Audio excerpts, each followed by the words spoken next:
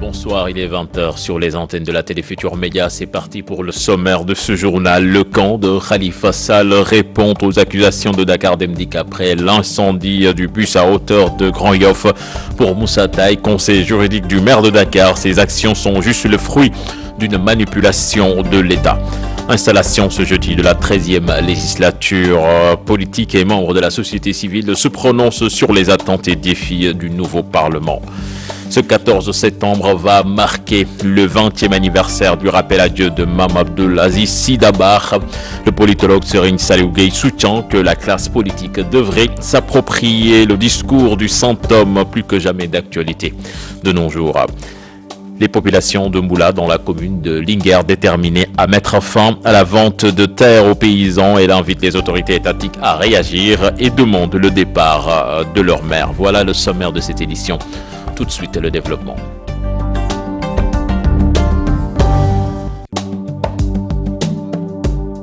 Bienvenue à toutes et à tous. Le conseil politique du maire de Dakar réfute les accusations portées à leur rencontre après l'incendie d'un bus Dakar Demdik à hauteur de Grand Yoff. Pour Moussa Taye, ces actions sont juste le fruit d'une manipulation de l'État et il menace de porter plainte contre Dakar Demdik.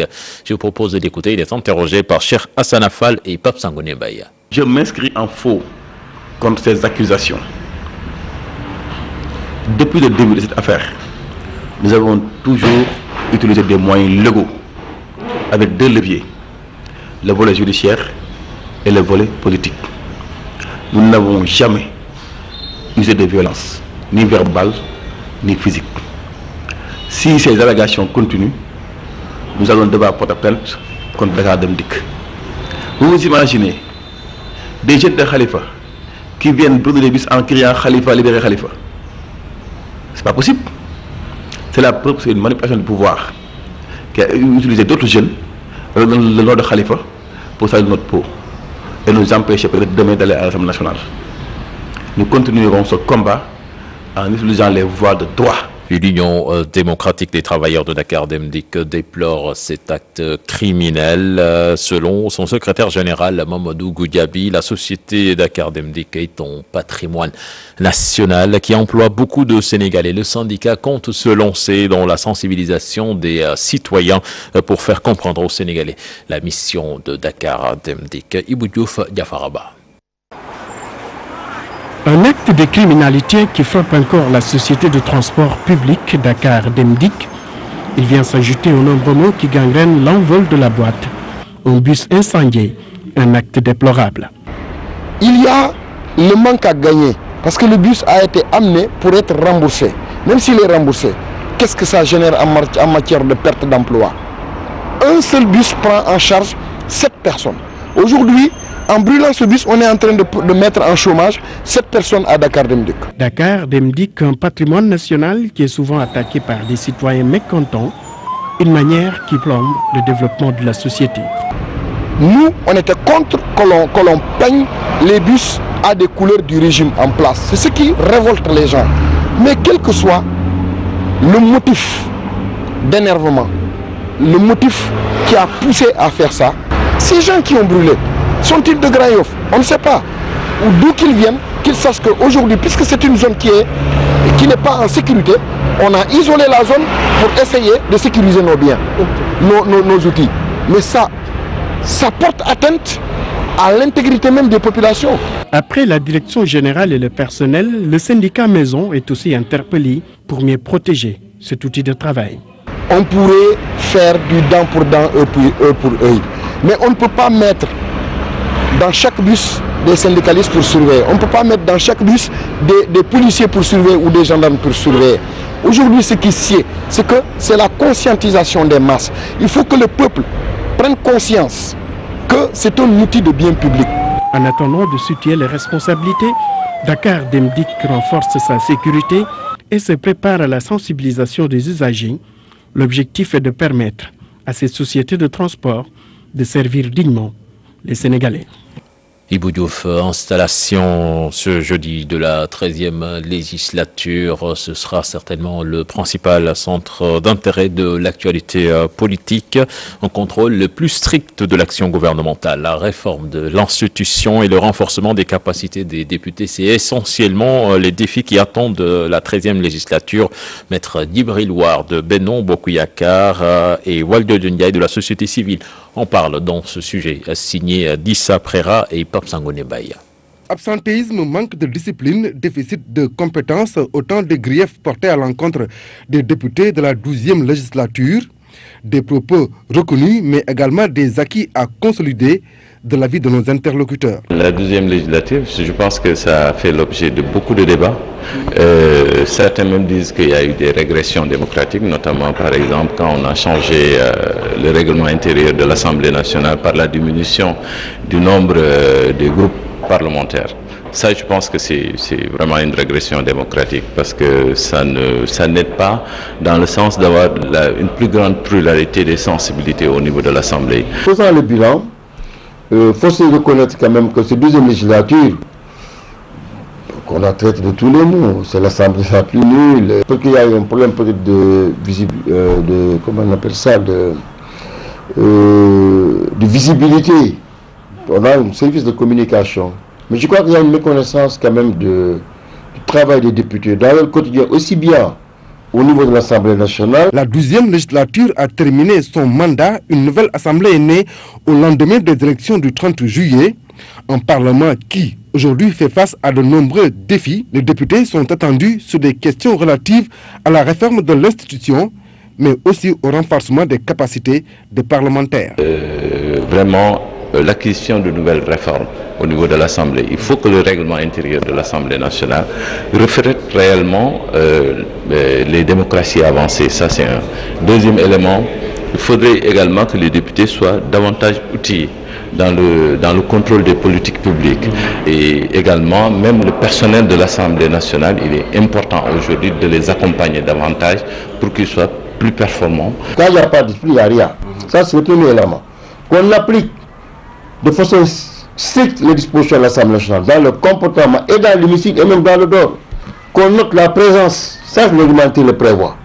Même on sanctionne même les absences, même au niveau du salaire. Quoi, il serait bon de revoir l'Assemblée nationale, donc certaines dispositions, au niveau du temps de parole, au niveau des travaux de la commission technique, mais surtout également, et ça c'est très important également, au niveau de les mesures de discipline. 165 députés vont composer la nouvelle Assemblée nationale. Pour un mandat de 5 ans, ces représentants du peuple devront relever le niveau des débats dans l'hémicycle, mais aussi défendre correctement les doléances des populations.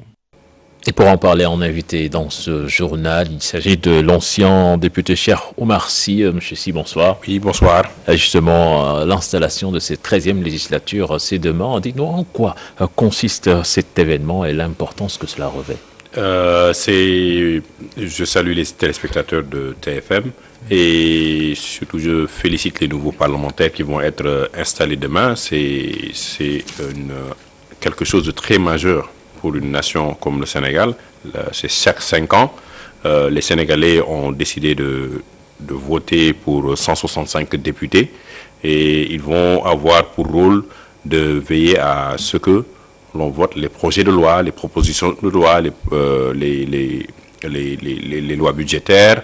Donc pendant 5 ans, ils vont animer quelque sorte la vie de la nation à travers les doléances des populations et avec l'exécutif travailler à améliorer les conditions. Concrètement, qu'est-ce qui sera prévu exactement pour ces députés, la répartition des tâches, les postes à pourvoir? Oui, demain c'est d'abord l'installation du président de l'Assemblée nationale et des vice-présidents, des secrétaires élus et du questeur. S'en suivra dans la semaine l'installation des présidents de commission. Donc je crois que la répartition des tâches se fera lors de en moins de mois. Mais le plus important aujourd'hui, c'est le challenge qu'ils ont en face d'eux. Nous voulons terminer une législature. Bon an, mal an, les gens peuvent critiquer notre législature. Chacun peut juger, mais je pense que maintenant, cette législature-là est derrière nous. Quels sont les enjeux qui sont devant nous? Nous avons le code pétrolier qui va être revisité. Aujourd'hui, le Sénégal est devenu un pays pétroliers et gaziers, quel sera le rôle des nouveaux parlementaires dans le contrôle de nos ressources minérales. Aujourd'hui aussi, nous avons des questions, des défis en termes de santé, on a des défis en termes d'emploi des jeunes. Tout cela sera revisité par les nouveaux parlementaires. Mais le premier défi de ces parlementaires, c'est de comprendre les enjeux et de les accompagner pour qu'ils puissent aller de l'avant dans leur travail. Alors on parle d'Assemblée nationale de rupture. Est-ce qu'on peut s'attendre à cela, vu les composantes de cette Assemblée? Oui, vous savez, pour moi, il faut dépasser le terme d'Assemblée nationale de rupture. Aujourd'hui, parce qu'on l'a utilisé dans le passé pour la 12e législature. Aujourd'hui, on doit aller dans une Assemblée nationale constructive, que l'opposition joue son rôle, que la majorité joue son rôle, mais que l'impact soit relayé au niveau des populations pour que l'on voit que le Sénégal aille de l'avant. On a essayé le terme rupture dans le passé, on a vu les conséquences qui sont. Maintenant, on est dans une phase de construction. Dans 4 ans, en 2022, nous serons le pétrole et le gaz. Le rôle aujourd'hui que cette législature aura, la 13e législature, elle est importante. Nous avons aussi la chance d'avoir quand même des personnalités qui pourront participer à animer cette Assemblée nationale. Mais justement, lors de cette 12e législature, quand même, il y avait souvent beaucoup d'invectives à l'Assemblée nationale. On a beaucoup déploré les députés absentéistes, tout cela. Quand on parle de rupture, certainement, on ne veut plus voir cela dans ça peut se régler dans le cadre de la loi qui régit l'Assemblée nationale, qu'il faut nécessairement revoir. Et on peut mettre des dispositions plus strictes pour que les députés soient présents, qu'ils soient sanctionnés. On a vu récemment au Maroc qu'ils ont pris des mesures pour que les députés soient présents. Après 3 absences, on vous coupe une partie de votre salaire. Donc il y a des mécanismes d'amélioration qui peuvent être mis en place pour que les députés soient plus présents. Bon, l'invective, vous savez que vous soyez aux États-Unis, en France, au Sénégal ou dans n'importe quel parlement au monde, l'Assemblée nationale, c'est pas une récréation. Donc il y aura tout le temps des tensions. Mais je pense que le plus important, c'est d'identifier les enjeux auxquels nous faisons face pour développer ce pays-là. Comment capaciter les députés? Parce que 5 ans, en réalité, c'est 2 ans, 2 ans et demi. La première année, elle va servir à la capacitation et à la compréhension des députés des procédures.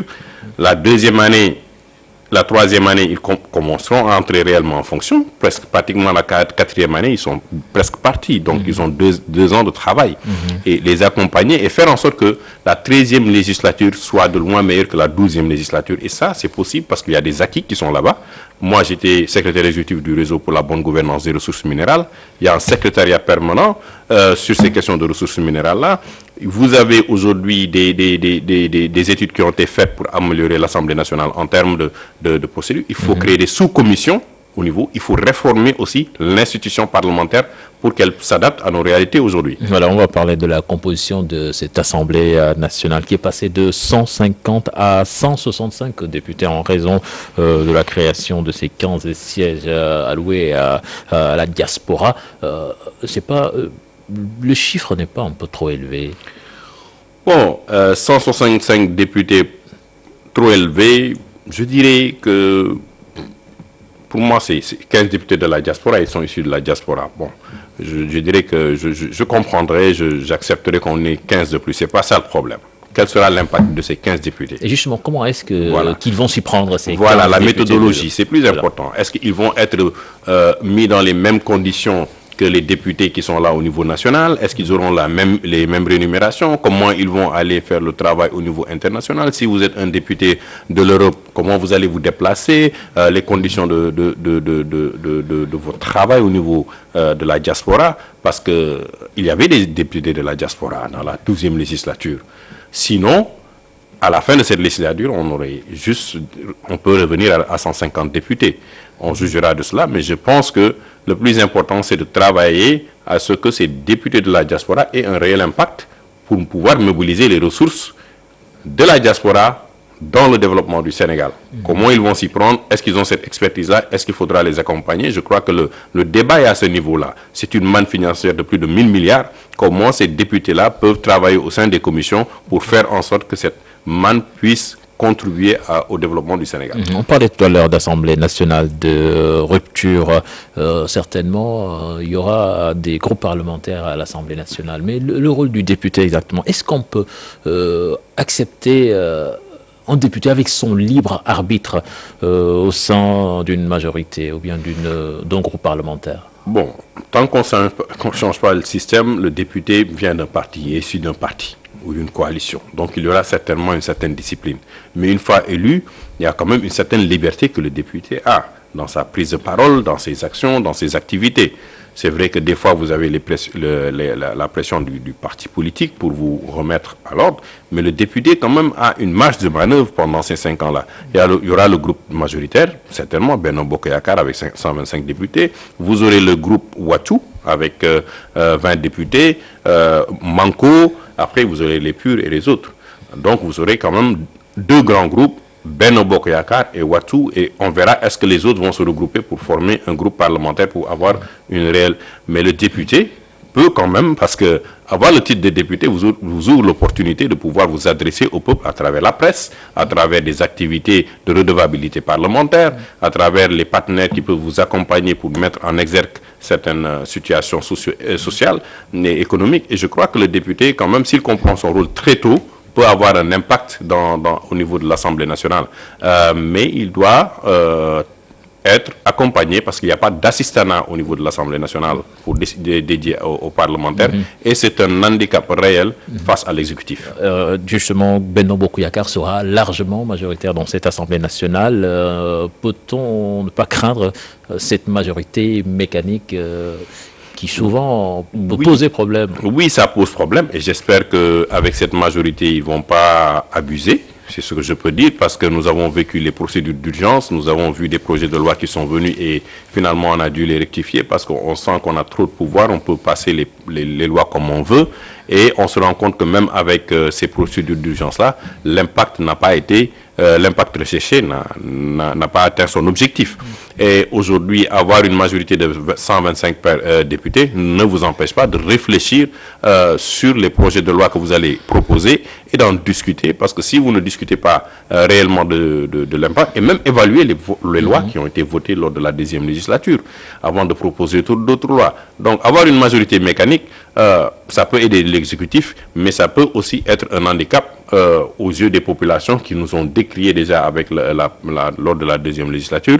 Mais je pense qu'il faut user de manière intelligente et réfléchie de cette majorité-là et surtout travailler pour avoir un impact au niveau des populations. Voilà, M. Sy. À présent, je vais vous lire ce communiqué du collectif des avocats de Khalifa Sall qui écrit au président de l'Assemblée nationale. Selon Maître Bourse-Pouille et ses collègues, le maire de Dakar jouit de tous ses droits civiques et politiques et c'est dans ce contexte que le peuple l'a élu et veut qu'il exerce son mandat de député. De l'avis du collectif, il est de la responsabilité de l'Assemblée nationale et de l'ensemble des députés de faire respecter la loi constitutionnelle, le principe de l'inviolabilité du mandat parlementaire qui est une protection de l'Assemblée nationale ainsi que la volonté populaire clairement exprimée. Le député Khalifa Sall, dans l'attente d'être rétabli dans ses droits inviolables, vous prie de porter à la connaissance de ses pairs députés que c'est en raison de la privation de liberté dont il fait l'objet qu'il ne pourra pas prendre part à la première session de l'Assemblée nationale ni à toutes celles qui suivront tant qu'il ne sera pas mis fin à sa détention arbitraire. Monsieur Sy, Khalifa Sall, certainement l'absent le plus présent demain à l'Assemblée nationale. Certainement, c'est le maire de Dakar, c'est un député aujourd'hui, c'est un cas inédit que le Sénégal est en train de vivre. Et pour moi, ma position a été claire depuis le début. Khalifa Sall étant maire, il ne peut pas disparaître dans le monde. Donc il a des responsabilités énormes. Il peut bénéficier d'une liberté provisoire. Il pouvait être présent aujourd'hui au niveau de l'Assemblée nationale. Et vraiment, c'est le maire de la capitale. Il n'est pas maire de n'importe quelle ville, il est le maire de la capitale. Donc je pense qu'il faudra nécessairement trouver une solution à ce cas de Khalifa Sall pour qu'il puisse jouir de sa liberté. Parce que quand même, il a des administrés. Il faut qu'il participe aussi. Que pensez-vous de cette procédure? Est-elle légale? Je ne suis pas un juriste. Forcément, c'est un cas inédit. J'ai posé des questions à beaucoup de juristes, mais je pense que fondamentalement, je crois que Khalifa Sall pouvait être libéré, même bénéficier parce que de cette liberté provisoire et le laisser vaquer à ses occupations. Il a une responsabilité énorme. La capitale de Dakar, quand même, c'est une grande capitale. Et je pense que aujourd'hui, nous vivons une situation très difficile avec le cas de Khalifa. Et je souhaite vraiment qu'il soit libéré pour qu'il puisse jouir de cette liberté et participer au développement. Mais est-ce que cela ne va pas installer une certaine tension à l'Assemblée nationale? Déjà, certaines informations font part que le public n'est pas invité à l'Assemblée nationale. Je ne suis pas au courant parce que normalement le public peut prendre part à l'installation des députés. L'Assemblée nationale, quand même, c'est l'Assemblée du peuple. On ne peut pas installer des députés sans que le peuple ne soit présent au sein de l'Assemblée. Ça n'a pas de sens. À mon avis, je ne vois pas l'État interdire ou l'Assemblée nationale interdire les gens à venir prendre part à la manifestation. Vous avez des députés de la majorité avec leurs familles et leurs militants qui vont venir, de l'opposition. Je pense que cela ne peut se faire. Le contexte de tension peut l'expliquer quelque part. Il n'y a pas de texte qui peut expliquer aujourd'hui que l'installation de l'Assemblée nationale, qui est quelque chose de très majeur dans la vie d'une nation, et surtout sénégalaise, qu'on interdise au peuple de venir prendre part à cette installation-là. Ça n'a pas de sens. Donc je ne pense même pas, peut-être que c'est des échos, mais je ne pense pas. Je viens de quitter l'Assemblée nationale, je prenais mes bagages et je rendais mes clés, mais je pense que ce que j'ai fait, c'est des préparatifs pour accueillir les gens pour qu'ils puissent prendre part à l'installation des députés. Et que cela... Je pense que chacun jouera son rôle, mais je maintiens que Khalifa doit être libéré pour qu'il puisse continuer le travail que les Sénégalais veulent de lui. Alors, avant de vous lâcher, vous n'êtes plus député. Quelle suite donnez-vous à votre carrière politique? Oui, mais je reprends mes activités. La vie continue.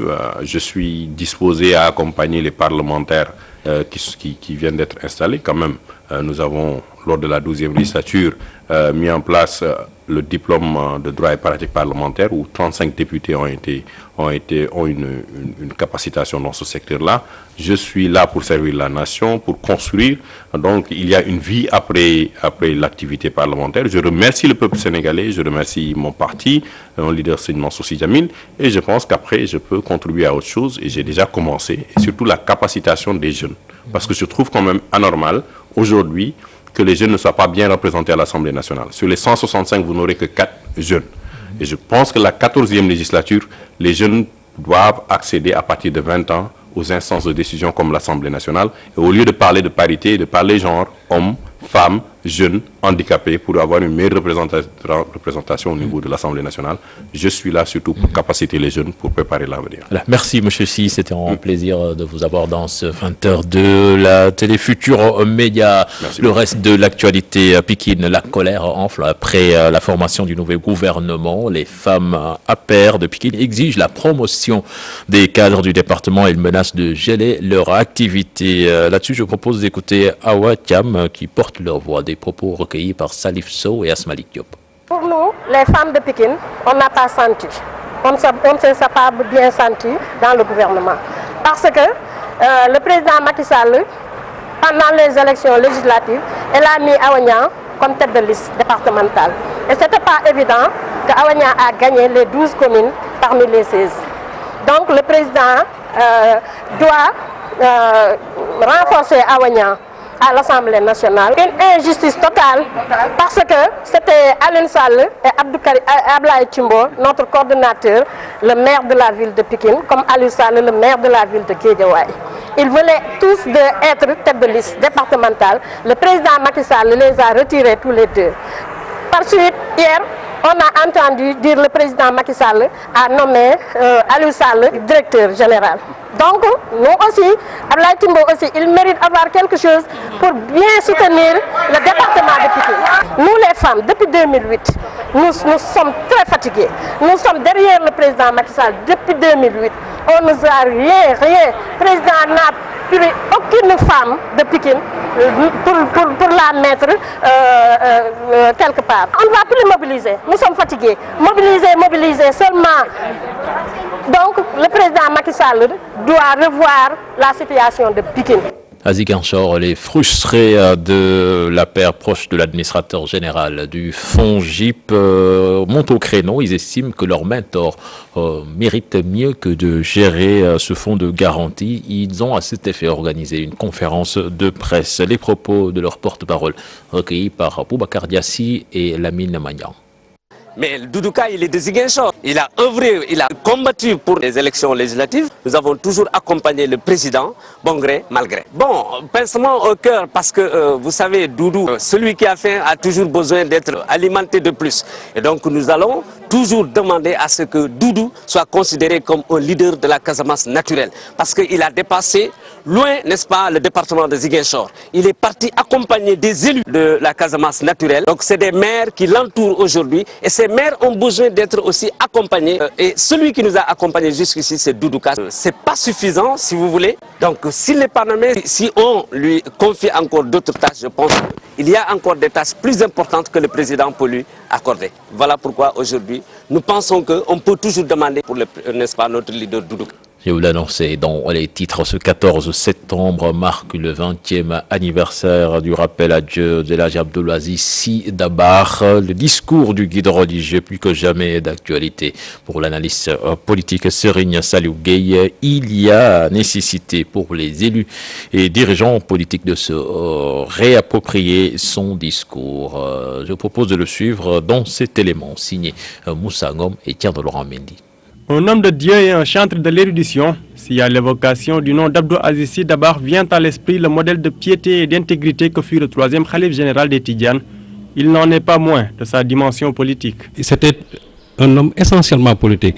Quand je dis essentiellement politique, c'est la politique dans l'art même de gérer les affaires de la cité. Et je crois que gérer les affaires de la cité, c'est s'occuper des valeurs qui régissent la société, c'est-à-dire sur le socle sur lequel est assise la société, et en plus aussi ce qui fait progresser même cette société. Il y a aussi son rapport à la classe politique fait de neutralité et d'égale considération des différentes chapelles pour celui qui fut en son temps un fédérateur. Au moment où beaucoup de chefs religieux prennent position par rapport au tel politicien, lui, sa marque de fabrique, c'était son équidistance par rapport à la classe politique. Et je crois que c'est ça qui faisait que il faisait l'unanimité autour de sa personne. Et dans tous les secteurs, que ce soit avec les syndicalistes, que ce soit avec les politiques, que ce soit avec les étudiants, que ce soit avec les élèves. Un esprit d'union qui ne l'empêchait toutefois pas de rappeler autorités politiques et gouvernementales à leur devoir d'équité. Ce qui me revient toujours à l'esprit, c'est son discours du 11 juin 1968. Quand Lamine Gueye, au funérailles de Lamine Gueye, ce qu'il disait aux politiciens. Il leur disait de ne jamais se servir de la puissance publique dont on est dépositaire pour s'en servir comme une arme contre son adversaire. Des prêches d'une grande pédagogie et des sermons de rappel à l'endroit des élus, notamment celui célèbre adressé aux parlementaires. Même si le président est à la base de l'élection d'un député, ou bien c'est le choix du président, mais le député en tant que tel, il doit toujours se remémorer les propos de Mme Abdou qui disait tout simplement que le député à l'Assemblée nationale, avant de voter une loi, doit le faire en son âme et conscience et ne pas voter tout simplement une loi pour plaire au prince. Et malheureusement, la leçon n'a pas encore été retenue par l'essentiel de nos députés. Un appel d'autant plus actuel que l'installation des nouveaux députés à l'Assemblée nationale coïncide avec le jour marquant le 20e anniversaire de son rappel à Dieu. Assemblée bi def noonu. Nee na su ko defee assemblée bi mel noonu. Bu kenn andil Abdoul Aziz Ndaw lu dul dëgg. Waay ku dem ca kanam président Abdoul Aziz Ndaw bu fa lire projet bu dul dëgg. Nous allons à Linguère. Les populations de la commune de Mboula ont battu le macadam pour dire non à la vente de terres aux paysans. Elle invite les autorités étatiques à réagir et demande le départ du maire Gori Ba. Un reportage signé notre correspondant sur place à Modoumbaya. Le problème foncier qui opposait le maire de Mboula, Goriba, et cette frange de sa population n'a pas fini de prendre son épilogue. Après la condamnation de ces 5 individus à 1 mois ferme de prison, les 45 villages de la commune de Mboula exigent le départ du maire Goriba. 5 cultivateurs ont été condamnés, 5 cultivateurs ont été amenés à la prison, à la gendarmerie, au tribunal. Et dans toute la commune, il y a beaucoup de cultivateurs. Un cultivateur condamné en plein hivernage. Ils ont payé chacun 200 000 francs. Donc, le total, c'est voir les 1 300 000. Nous demandons même le départ du maire. Les populations de Mboula demandent également la suppression de la loi faisant payer aux agriculteurs des parcelles à usage agricole à 30 000 francs l'hectare. Nous demandons la suppression de cette loi, la suppression immédiate de cette loi, parce que c'est une loi pour emprisonner, c'est une loi qui arrête, une loi pour dire arrêtez de cultiver. Et nous ne pouvons pas arrêter de cultiver. C'est une loi seulement, nous sommes des cultivateurs. Nous sommes dans une zone sylvo-pastorale. Nous n'avons que l'agriculture et l'élevage. Très remontés contre l'édile de la ville, ses habitants invitent l'État à réagir avant que le pire ne se produise. Oui, c'est la énième fois, parce que, comme le Olof wax, tal bu tak fu ne dang koy eufé. Donc c'est la énième fois et nous demandons que cette marche soit la dernière. Cette marche soit la dernière. Sinon, on va voir le pire ici dans la commune de Mboula. Toutes nos tentatives de joindre Goriba, le maire de la localité, sont restées vaines. Le khalife général de Médina El Hadj et des habitants de cette commune réclament le désenclavement de leur localité située à la frontière d'un pays voisin. La sécurité des personnes et de leurs biens préoccupe également les habitants de cette zone. Les détails avec Abdoulaye Diallo. Situés à un jet de pierre de la Guinée-Bissau, les habitants de la commune de Médina El Hadj sont importunés par l'enclavement de leur localité. Toutes les pistes qui mènent vers Médina El Hadj sont dans un état chaotique indescriptible. La situation est pure pendant l'hivernage. C'est pourquoi le khalife général de cette cité religieuse, Thierno Ali Thiam, et l'ensemble des habitants de la zone réclament le bitumage de l'axe principal qui relie leur contrée à la RN6. Vraiment, nous sommes handicapés. Ça, je peux vous le dire, par la route de Médina El Hadj à Bantankountuir. Les populations ne peuvent pas vraiment accéder à Kolda. Ça, c'est un problème.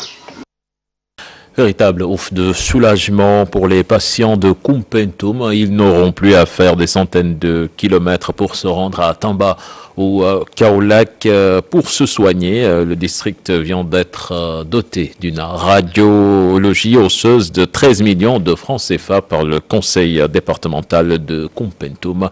L'élément n'est pas en place certainement, nous y reviendrons dans nos prochaines éditions. Nous allons à Thiès où les cultures se portent très bien en cette fin d'hivernage. Le mil et l'arachide arrivent presque à maturité. Les cultivateurs sont optimistes. Charanta Diop, c'est la tire, on fait les champs. Nous avons visité plusieurs champs des villages de Ngourban, Galor, Khaban, Mousnargot, Mbourouaï. Et partout où nous sommes allés, les cultures se portent bien. Selon ce cultivateur rencontré dans son champ, d'ici quelques semaines, certaines spéculations comme le mil et l'arachide arrivent à maturité. Regardez ces champs, tout laisse à espérer une bonne moisson. Le mil et l'arachide sont presque arrivés à maturité. Ces cultivatrices sont très optimistes par rapport à la présente saison et pensent qu'avec de bonnes récoltes, il serait possible de freiner un tant soit peu l'exode. Nous pensons qu'avec une bonne récolte, nous n'aurons plus besoin de quitter Mbourouaï pour aller dans les centres urbains à la recherche de travail saisonnier. Dans le département de Thiès, le constat est général. Il y a une très bonne pluviométrie. Et si cela continue, on peut s'attendre à une bonne campagne agricole. Charanta Diop, on l'a annoncé hier ici, Youssou N'Dour honoré par la fondation japonaise à travers le premium impérial. Une fois de plus en honneur rendu à l'artiste sénégalais pour une riche carrière. Et ce n'est pas la première fois que le chanteur est ainsi honoré. C'était le cas également à New York. Les détails avec Aïssatou Paye et Patrick Tucker. Man Youssou N'Dour Mangi o pepp doomu Afrika ñu bokk xalaat bokk gis-gis bokk yéene. Cette chanson, il l'a chantée maintes fois devant des milliers de gens. Cette fois-ci, la primeur est donnée à un public japonais, peuple qu'il a honoré en lui décernant officiellement à New York le premium impérial équivalent du prix Nobel des Arts. Car à travers sa musique, Youssou N'Dour vante les mérites de l'Afrique encore et encore. Par un engagement fort, une riche carrière, il a su conquérir le pays du soleil levant. Je pense que la musique, c'est quelque chose qui peut permettre de faire passer des messages. Nous l'avons compris. C'est une langue, c'est peut-être la première langue. Et je suis très content vraiment de recevoir ça en utilisant la musique pour faire passer des messages. Merci beaucoup encore une fois. Merci. Oui, Africa. Le lead vocal du Super Étoile n'est pas le seul Africain à se voir décerner le prestigieux et honorable prix. Le sculpteur ghanéen El Anatsui, surnommé l'artiste le plus cher d'Afrique, va recevoir à son tour le 18 octobre prochain, à l'instar de son homologue sénégalais, le prix Premium Impérial des mains de son Altesse, le prince Itachi, frère cadet de l'empereur du Japon.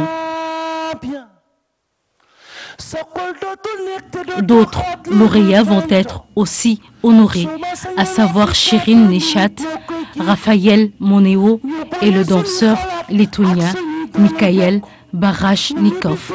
Youssou N'Dour montre encore une fois, il met le Sénégal au devant de la scène à travers tous ces honneurs qui lui sont rendus.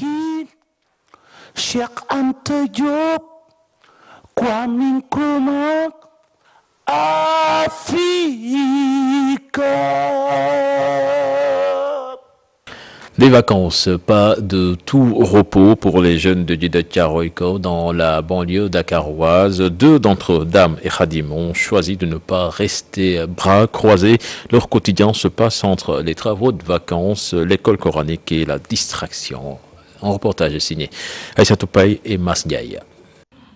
Balançoire assemblée à l'aide d'étoffes. Jeux de construction. À Djiddah Thiaroye Kao, les marmots essaient tant bien que mal de s'occuper. Pour faire passer le temps, Baïdam et Khadim s'exercent au métier de menuisier, faute de vacances appropriées. Là, nous démontons un lit sur ordre de notre patron. Nous sommes en période de vacances, comme vous le savez, et nous avons préféré rester ici, chez nous, à Djiddah Thiaroye Kao. Nous avons trouvé un travail et si les études ne marchent pas un jour, nous aurons quand même un métier. Respectivement en classe de CM1 et CM2, grâce à ce job de vacances, ils arrivent à récolter des sommes d'argent. Une fois le pécule en poche, la somme reversée aux parents. Par jour, je peux gagner 500 francs, 1000 francs, parfois même 1500. Ça dépend tout simplement du travail qu'on a eu à faire la journée. Et avec cet argent, je peux m'acheter de petits trucs ou sinon le donner à mes parents. Ndeyanta Gueye surveille attentivement les jeunes garçons. Les bassins de rétention ont causé beaucoup de dommages. Pour cette mère de famille, l'école coranique, la meilleure des solutions. Moi, je préfère amener mes enfants au Dara, comme ça ils vont apprendre le Coran. C'est mieux que de les laisser errer dans les rues. À côté aussi, ils peuvent faire du vélo ou tout simplement jouer au ballon. Bientôt, la rentrée des classes, mais en attendant, les jeunes de la banlieue continuent de passer leurs vacances vaille que vaille. En mot de sport, le roller sénégalais champion du monde en Chine. Nous vous en parlions dans ce journal. Les deux jeunes lauréats, Ao Baldé et Dame Fall, demandent comme récompense à l'État du Sénégal l'érection d'infrastructures pour leur permettre à mieux pratiquer cette discipline. À l'aéroport Léopold Sédar Senghor cet après-midi, ils ont été bien accueillis. Habib Faye, Younous Diatta. Médaille au cou, les champions du monde roller sont auréolés de 2 succès aux mondiaux en Chine en battant 2 records en free jump. Damphal et Awa Baldé, les 2 Sénégalais demandent à l'État des infrastructures comme récompense. C'était très difficile, mais Dieu a fait que j'ai remporté la médaille d'or. Je suis très contente de battre le record mondial. J'ai fait 1m25 et je l'ai longtemps entraîné. Nous avons battu des Français et des Italiens qui se sont bien entraînés. Nous demandons à l'État une piste et du matériel sportif pour mieux conquérir le monde.